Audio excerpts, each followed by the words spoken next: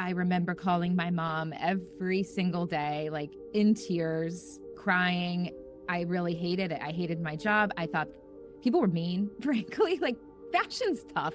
It's a really cutthroat business. Today's guest is Chelsea Riggs, the CEO of Amika. Amika is a hair care and hair tool brand. It has a viral dry shampoo. What we talk about, though, is she found this company on Craigslist. 15 years later, she's the CEO. She's had a wild adventure. I worked as a waitress, a hostess, a bartender. Those jobs are not easy, 3 a.m. and you're like cleaning the bar. And she has a lot of lessons to share about asking yourself certain questions to decide if you should leave or stay, how to stand out, and how to continue to evolve and learn and grow. My mom was always like a great kind of counterbalance to that of like, I hear you, but also like life sucks too. And you got to get through this. I'm worried for that generation who's been told that everyone gets an A and an award. And it's like, life isn't like that, sis. Like, it's not, it's rough. And you're going to go out into the world and it's going to be like, whoa.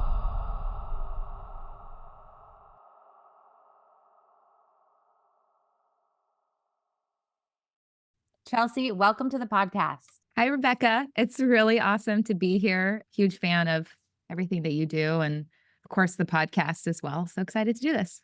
I know, me too. So I want to dive in to your personal story first.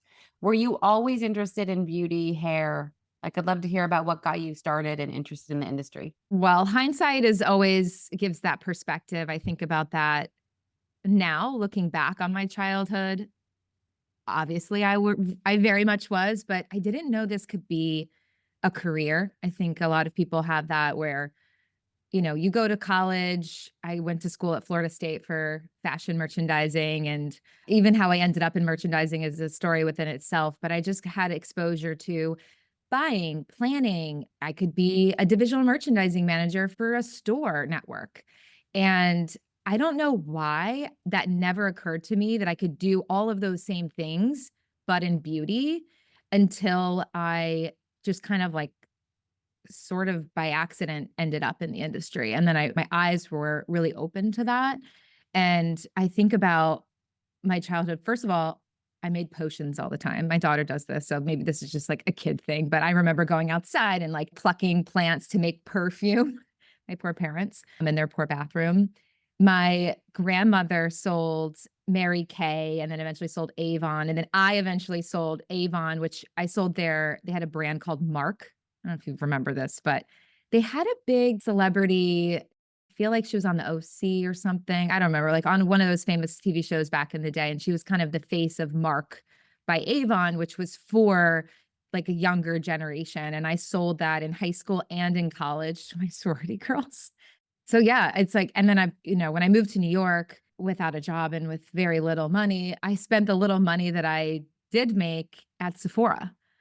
And Sephora looked quite different. This is, almost 20 years ago, but I just have always had this absolute love for beauty and what it can unlock and like the feeling that it gives you.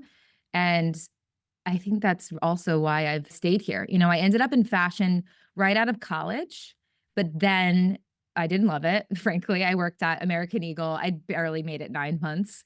It was a combination of the fact that it was in Pittsburgh, which growing up in Florida and then moving to Pittsburgh, it's a pretty big shock, especially in the winter. And I'm like, if I'm going to have to survive cold, I'd rather be in New York. I'd interned in New York. In my prior life, I did musical theater. And so I just loved New York and I wanted to be on Broadway and I just pictured myself here. So I quit after, I didn't make it the year that they always tell you your first job, you got to stick it out for a year. And I moved here and everything kind of fell into place a little bit, right? It wasn't easy, but I figured it out. Speaking of not easy, you moved to New York without a job. Yeah. And a little bit of money. So what gave you the confidence to be like, fuck it, I'm moving to New York, I don't have a job. And then how did you secure an apartment? Because I moved with a job, but no apartment. So I guess that we had the opposite, the opposite situations. Yeah. The apartment hunt in New York is real, especially when I interned, I found something on Craigslist. It was a weird spot, but that was like a short-term lease. When I moved to Pittsburgh, I only did it because my parents were like, it was 2008. No one in retail or fashion was really hiring. American Eagle like gave me this amazing opportunity. They paid for me to move there and it was a good salary.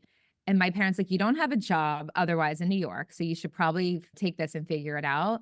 And when I realized it's not what I wanted to be waking up and doing every day, I would much rather couch surf in New York than have like a comfy place in a place I didn't want to be. And so I luckily had a friend that I had met through college who, you know, her parents were helping her out. She was living in an apartment. I like lived on her couch. And then we eventually got a 1 bedroom that we turned into a 3 bedroom with a bunch of fake walls so that we could afford to live there. I mean, at one point we had 2 people living in each room with mattresses on the floor. But you're 22 and it's fun going, I don't know, it's not as big of a deal.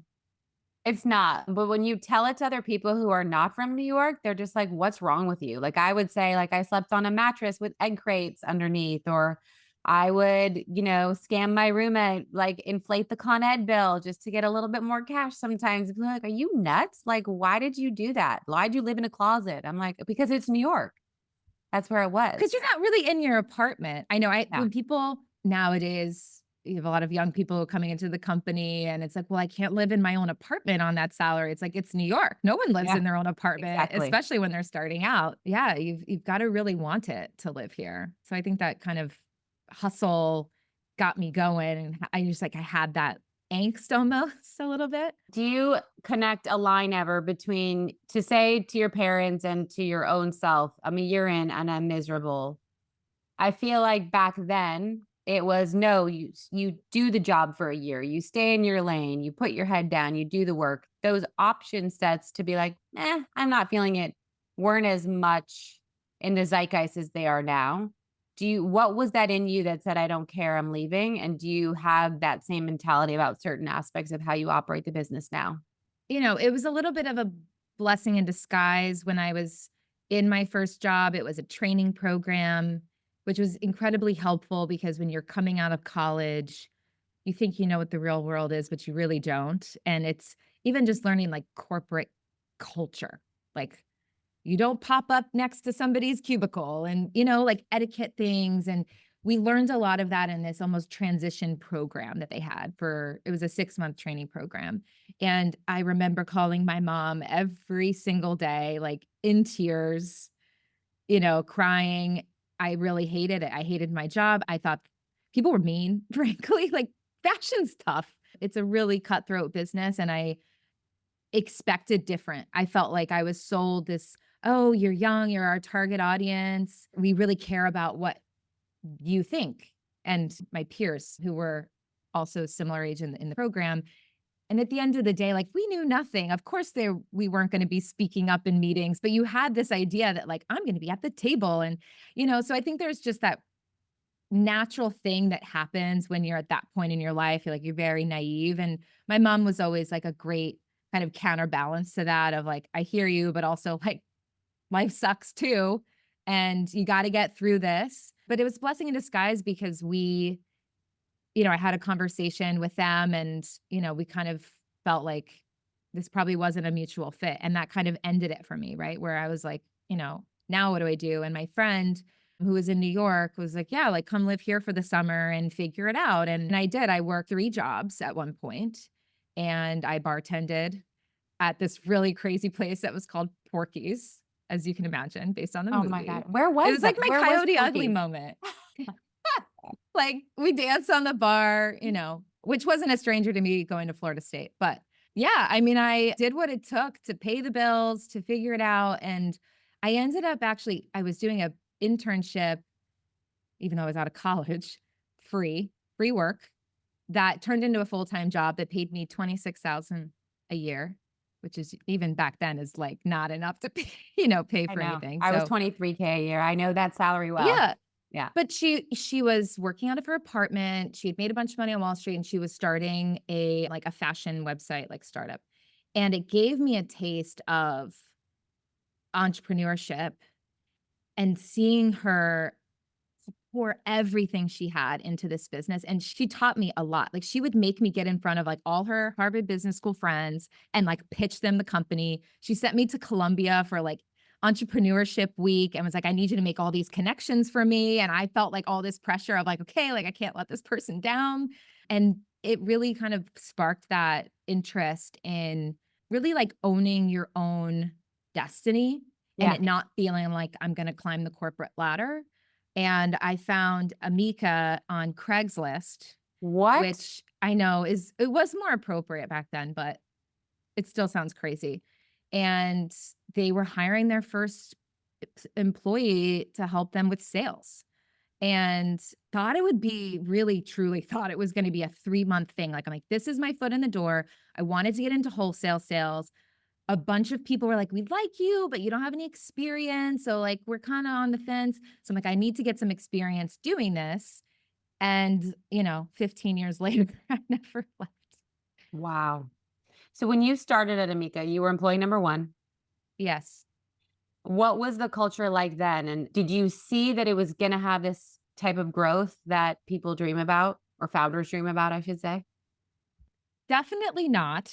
Like I Okay. said, it was a stepping stone, but what really drew me in was the product. So at the time, they only had hair tools, and it was the first time I'd ever even seen prints on a hair tool like they were doing. And it was pretty new. I mean, at the time, people were doing water printing on a lot of plastics. Like you could get cell phone cases in, prints. And so it was starting to come out into other categories like hair tools. And they had also really flipped the script on the packaging and the approach, which hair tools at the time were sold like appliances. And they were often like found even in the appliance section as opposed to like the beauty section like they are today. And the boxes were meant to be this jewelry box and it was an experience. And I thought to myself, this product is so cool. It should be in Ricky's. To me, Ricky's was like the pinnacle, like cool place, beauty Yeah. place. Does R.I.P. Ricky's even Ricky's. exist anymore? No. No, it No, that's doesn't. what I It's was gonna kinda say. shocking because they were so big at one point. And then I was like, Sephora would be the dream to get hair tools in there, but they didn't really have a lot of hair tools back then. We ended up in Sephora with hair tools, by the way. But I didn't jump off the page as, wow, like this is gonna be a rocket ship. And it was very fortunate for me because I had no experience, but they had no experience. They had Mhm. literally no idea what they were doing in the beauty industry, in business. We were all like figuring it out together. Of course, everybody brought their like specific skill sets to the table that eventually, helped us propel the business forward. But we were learning a lot of painful lessons along the way. And in hindsight, it was a great place to point of view to come from because you come with no baggage about the industry or how things work and you just do things the way that you think they should be done according to your values and the way you want to build this company and the brand. Yeah. And over time we met people in the industry and they're like, oh, that's not how you do things, you should do it this way. We're like, it doesn't really make sense, we're doing it this way. And are you in or not, so it did work out. What's an example of, like, when you did something that the industry said, "No, that's not how this is done"? So we always wanted to be in the salon industry. That was critical from day one. When I got the job offer, which was the same day, by the way, I remember getting off the subway in Madison Square Park and taking the call. And Shai, who's one of the co-founders, his brother Nir is also co-founder, and then Shai's wife Vita, who is our creative director and came up with the name Amika and everything. He was newer to the US, so it was a little hard to understand him, but all I remember is him being like, "Can you come to LA this weekend? There's a trade show." And I was like, "Yes, I got a job where I can travel." That's like all I wanted. I'd never been to California. That was cool. And it was a professional trade show. And oh my God, that is so different than a fashion trade show where, I had been to fashion trade shows where it's like, it's more quiet and people are writing orders. Hair shows, people are walking around on stilts. Like, it is a Circus. circus. It's wild, it's fun, and it was, something that we knew we wanted to be in professional because when we think about the product, it's all about self-expression and artistry, and what we were putting on the packaging, even still today, is literal art, and who better to connect to that than hairdressers who are artists themselves? So, we knew we wanted to be in professional, but we didn't realize that there were kind of like no-nos of, if you're in professional, you can't be anywhere else. And we did Cosmoprof, which is a big B2B show in Las Vegas. We're about like 12, 13 months in for me. And Sephora discovered us there. And funny enough, we were actually, when I joined, they were selling the tools were available in kiosks in the mall. That's where you could buy Amika. You know, when you walk by, it's like, hey, girl, let me straighten your hair. Like, that's Yeah. where Amika started. And when Sephora came in, they're like, you got to cut the mall business. Like, we can't be competing with those people who are, on commission, et Aggressively cetera, chasing you for the aggressively money. chasing you down. And, it just set a precedent for like what kind of brand we were going to be.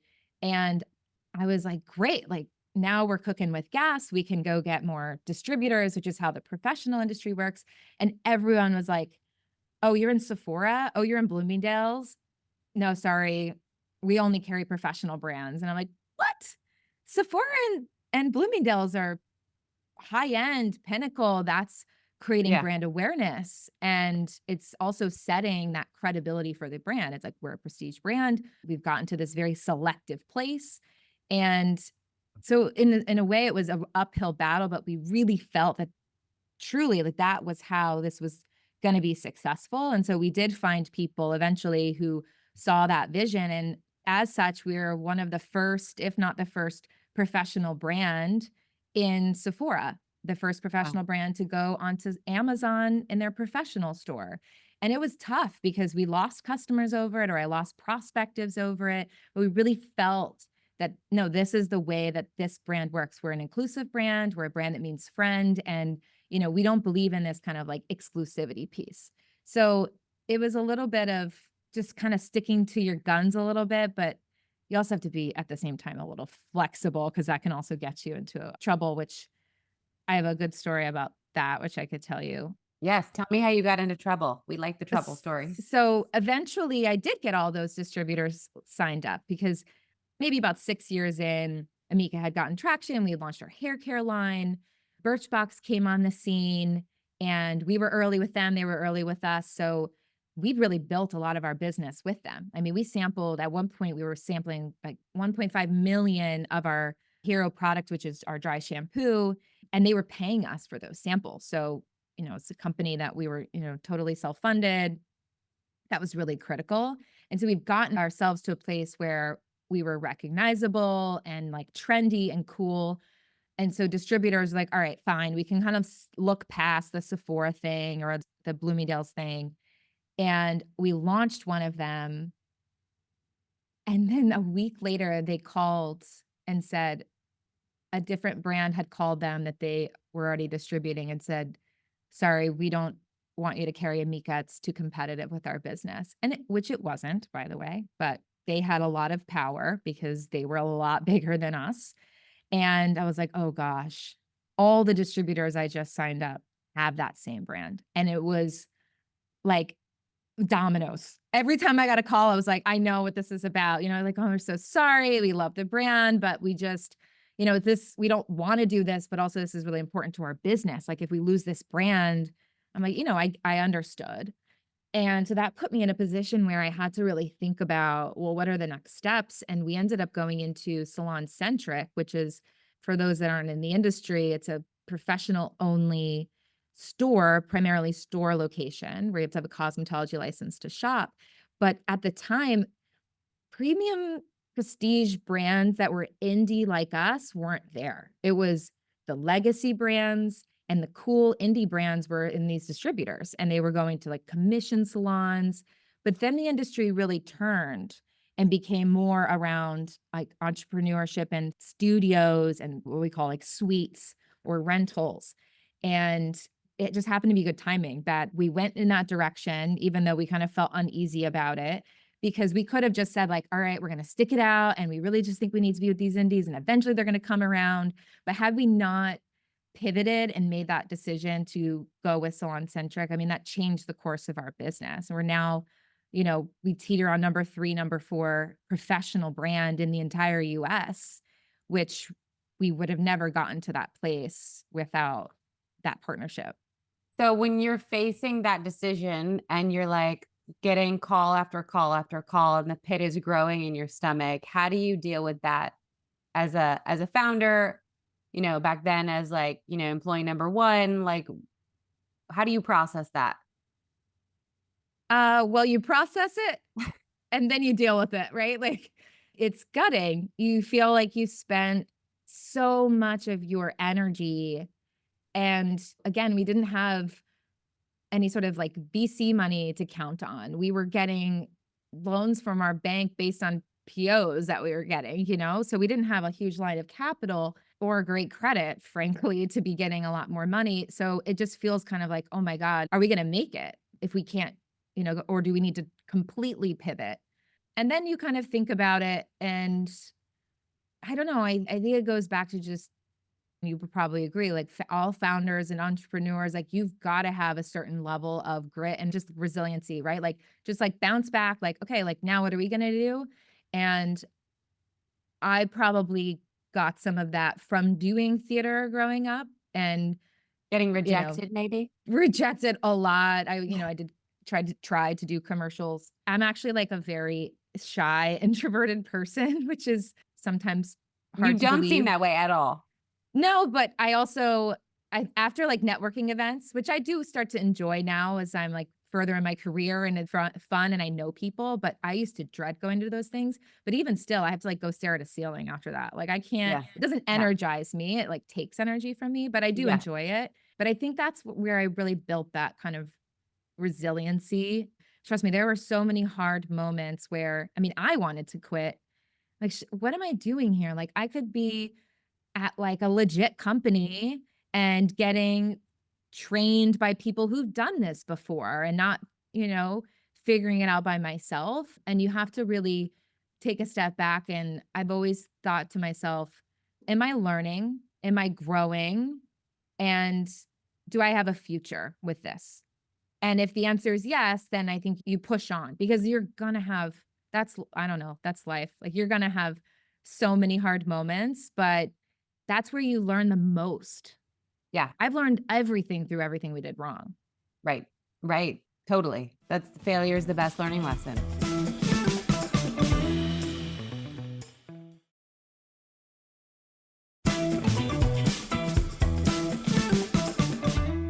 You've answered one of the questions which I was going to ask you, which is most people never stay anywhere for 14, 15 years. So I know now why you stayed.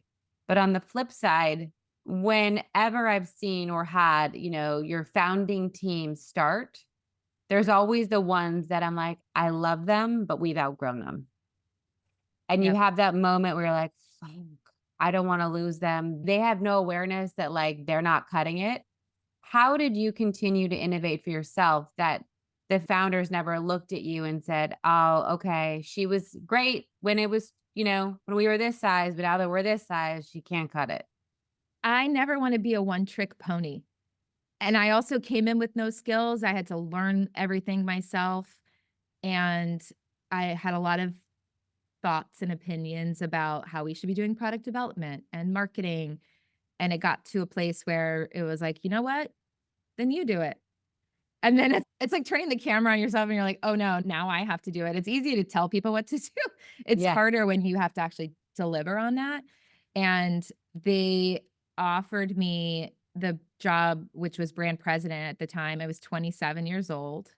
I remember thinking to myself, "I am not qualified for this role," but every waking second, I was learning about marketing, supply chain, product development, finding people I could talk to about it, researching. I mean, I wish I had Chat GPT back then because I probably would learn a lot faster, but you always have to be looking forward, figuring out what you don't know. How can you learn that? How can you surround yourself with people? And at the end of the day, you have to really, as you grow in your career and into a leadership role, it's not about me. I'm here to assemble a really great team. And I've had many, many instances where that exact situation comes up where, you have this love and loyalty to those people. And I do one always try to figure out like, is there a role they can play? They probably capped out in terms of growth, but they bring a lot of other skill sets to the table. And how can we kind of still build the team around them when possible? And other Yeah. times you're doing them a favor too by having that honest conversation. And we always want to do right by our people, right? Even Yeah. if that means we do separate ways, like we try to do that in the most humane way possible. And yeah, it's tough. I think it's called the Peter principle or something, where you like rise to your highest level of incompetence or something. So Oh, people who are in certain, like say you rise to a director title and you've never kind of got beyond that, you probably weren't quite ready for the director title and you aren't self-aware enough to know what you don't know and really push yourself. And that's where people can kind of get stuck and stagnant, or they think they know everything. I'm gonna chat GPT the shit out of the Peter principle. I love this. So, in my research, and correct me if I'm wrong, you were the president, then the company was sold, and then the acquirer made you CEO, or were the founders said continued on sales, she becomes CEO? So the company was sold in 22. I was 9 months pregnant with my second, so that was scary. New ownership. The founders told me they were gonna be leaving the business All of upon them. sale. Okay. Everyone except for Vita, who was our creative director, who left after a year. And the private equity who bought the business, or majority of the business, brought in a leader who was gonna oversee, because we had 2 brands, and they had a 3rd brand that they already owned, so they wanted to kinda create this portfolio and bring in their own person. Made sense. I actually had a lot of respect for the person they brought in. I was really excited because he had a known experience in the professional industry, which to me was really important that we make sure that was solidified, that salons knew we weren't going to walk away from that area of the business through this acquisition. And I came back from maternity leave, and about a year and a half ish later, I was promoted to CEO by the private equity group. Wow. 2 questions. You're on mat leave, all this is going down. Were you able to, like, enjoy the mat leave? Like, did you say, "I'm checking out and what happens, happens," or were you in it and, keeping abreast, and then when you get made CEO, I'd love to know what that felt like to go from president to CEO, because 'cause I'm sure it's incredibly exciting, but obviously it comes with its own set of challenges, especially as a mom. I think if it was my first, it would have probably been a little different, but it was because it was my second pregnancy. I kind of itched to be in the business, if that makes sense. So I was Yeah. definitely kind of keeping in touch on all the things, but it is hard. Like I had 2 small kids, like 3 and 0 pretty much. Right. So I couldn't be in all the things, but fortunate that I had a great person that came in and stepped into my shoes. He jokes now, he was like, "Yeah, I met Chelsea. We talk about her mat leave, and she gives me like a file of things that need to be done while she's gone." I mean, like organized to a T, because I don't want things to fall apart while I'm gone. And I also don't want things to not happen. And not that I think that they're going to fall apart, because I have a great team. I knew they weren't going to fall apart, but it was more around, I want to make sure we're making progress on all these things I want to make progress on. And this is a new person. And so we had a great like starting relationship, which was really helpful. My first pregnancy was quite different. I was actually totally opposite of that. I like couldn't even think about work. Like you're just so ripped from your whole personality. You're like, who am I? What is this life I live now? In so many ways that it was a little hard for me to kind of process, like, how am I going to go back to work? And then eventually get into it. I remember after my first 2 weeks in, I was like, "I'm never gonna go back to work. I'm just gonna do this. This is the greatest thing ever." And I didn't, and I was like, "I'm gonna keep this secret to myself and I'll announce it in 3 months." And my brother and my president at the time, like, take me out to lunch. They're like, "You need to get your head in the game. You're not quitting." And I was like, "How did they know? How did they know? My secret's out." So I feel you. The second I was Hormones. yes, hormones. So stepping into the CEO role, again, I feel like a lot of people that I speak to or founders are like, why didn't they ask me? Why did they look outside for when I've been here the whole time? Or sorry, founders before they left and they started their own thing. What was your unique trait that maybe is different from the one you mentioned when you started of I know nothing and I want to learn everything that they said she's perfect? Potentially my adaptability. It is still grounded in the constant learner, because each stage of a business is very different. 0 to 5 is different than when you get to 25 million or even 100 million or even 200 million. Each one requires the way that you think, the way that you operate the team, the way you build the team, the structures, the processes. And you have to be willing to like, all right, that's how we used to do things, but now this is how we're doing things going forward. I don't know how this even works. So I need to go and figure that thing out. I need to talk to some people about that. And you need to bring people into the organization that are going to help you get to that next phase. Yep. And I don't know if that answered your question, but you also asked is when they brought in the person from outside. I did feel that way, honestly. Like I felt that way at first because I knew all the things that needed to get changed, Right. or at least I felt like I did. And I never got that opportunity to step up and say, like, hey, we're going to do this, we're going to do that. Because I wasn't this, I was the brand president, but I wasn't the CEO. And the way the company was structured at the time, a lot of functions didn't fall under me. I didn't have supply chain. I actually didn't even have some critical functions like e-commerce and creative reporting to me because they were like, almost like a shared service. Right. So with this reorganization and me taking the CEO role, we restructured the company so Amika exists as its own legal entity. We have our own office. Our teams are totally different. We share nothing. And so that then put me in the driver's seat for all of the functions, which I'm looking back happy now that that was not what I needed to do. One, right as I was having my second child, I was like afforded that time to kind of be with this new ownership and this, sit in it for a little bit. So I think, yeah, in the end, it all worked out.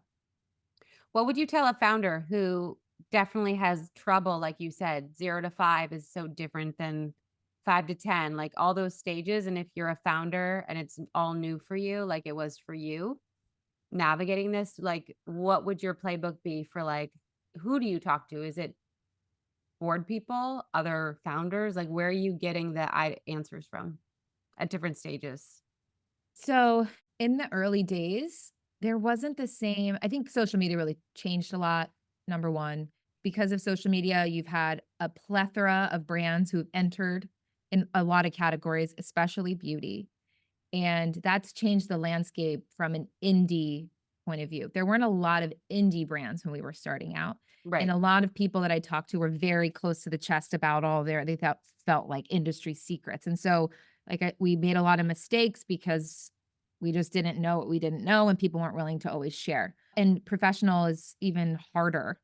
It's so much more fragmented than getting one retailer like a Yep. Sephora to like get the buy-in, and not saying Sephora is easy, but as opposed to hundreds of thousands of salon owners have to say yes to buying your brand, and that Right. is a longer thing to build. So, because we didn't have that advice, I created that advice for founders who wanna be in professional as part of a mentorship and grant program that we launched a few years ago, because you get to a point where you wanna, like, pay it forward and provide that advice. Not saying that we have all the answers, but at least there's someone you can bounce ideas off of who gets it, who's, like, been Mhm. in your shoes or been in your space. Mhm. Now I really make sure that I'm in attendance to all of the industry events where I can rub shoulders with those people, right? And, like, they introduce me to other people and, I have, like, close friends and I have acquaintances and people that I feel comfortable picking up the phone and saying, "Hey,"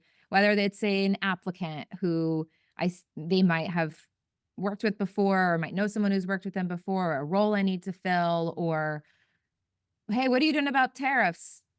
Stuff like that. It's helpful to go to industry events for that and be very intentional about who you want to talk to, why you want to talk to them. I mean, I love people who are so complimentary of like the brand or me, but what's really helpful is when people come to me and they're like, "Hey, I am dealing with this sort of issue, would love your point of view on it," and just kind of like gets to the point. And I think I have a much better relationship with those people when we just talk frankly, because at the end of the day, niceties are great, but also let's get under the hood a little bit and work together. Yep. I love that.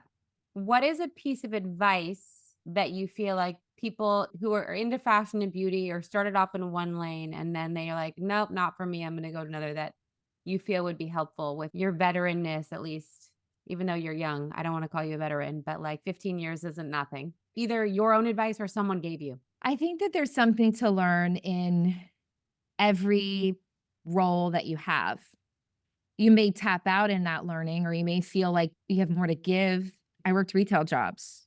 I worked in service. I worked as a waitress, a hostess, a bartender. Those jobs are not easy, you know? It's 3 in the morning and you're, like, cleaning the bar, but there's something to really be learned from all of those experiences, and it might not feel like it at the time. You're like, how can I, like, not be cleaning the bar at 3 in the morning every Saturday?" And eventually, a year later, I did figure that out, but you learn hard work, you learn grit, you learn how to deal with difficult people, you learn about customers and how to really think about how to service your customer better. I learned how to do sales and how to storytell, even doing theater and dance and all those things. Like there's some things you're learning something in each stage.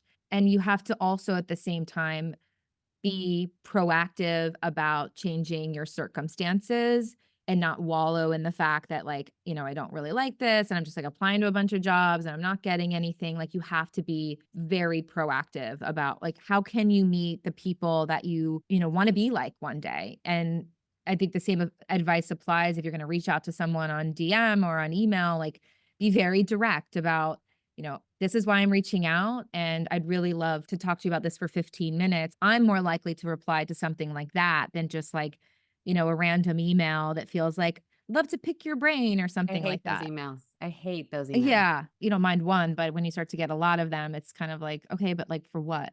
I'm always like been a very big planner and like goal setter and where I want to be in 5 years. And I think having a vision for that is really important too. It kind of keeps you focused on, okay, I'm going to get there one day. And like, what are the baby steps I can take today that are going to get me to that place tomorrow? And I do think that if you stick it out, you have the resiliency and you have the adaptability to figure things out, it will work out. I truly believe that. Not saying that bad things aren't going to happen to you or you're not going to have hardship, but if you stick with things, you can't give up. I mean, I don't know. Don't parents say the same thing about sports? It's like, ugh, I don't like this sport anymore. And they're just like, no, like you got to stick with it. And if you didn't build that resiliency as a child, like to build that resiliency as an adult.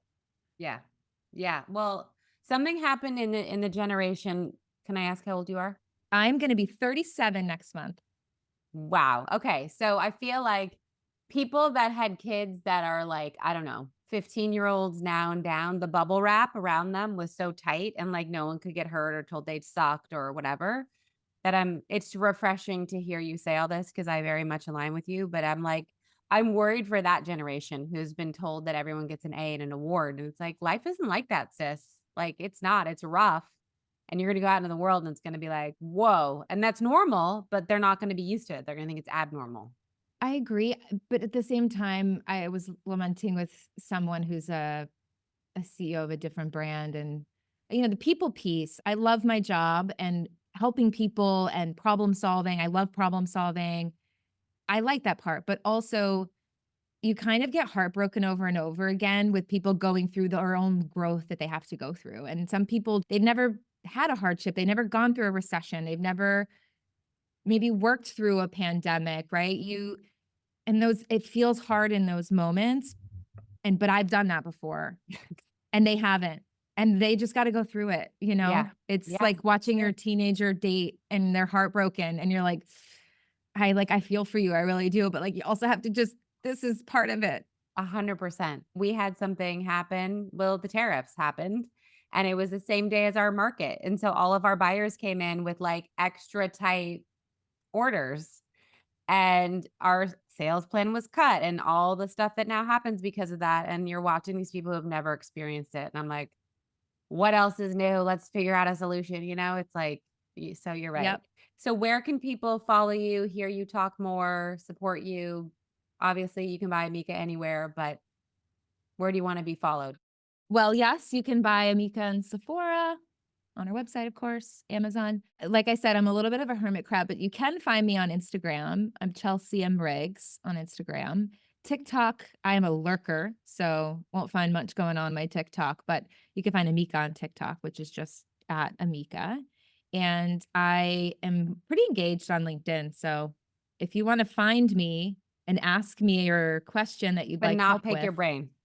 but not pick my brain, you can probably have more luck on LinkedIn because I I do love check it. that. I love it. Thank you so much, Chelsea. I just wanted to thank you guys for for listening to today's episode. I also want to ask you to rate and review the show wherever you listen to podcasts. I know it's a pain in the butt, but it actually helps with search and algorithms. So if you love this podcast, it is an easy way to get it more visible and out there. I also want you to follow me on Instagram at Rebecca Minkoff, at RM Superwomen, and be sure to check out my book, Fearless, The New Rules for Unlocking Creativity, Courage, and Success. Thank you again, and you will hear from me next week.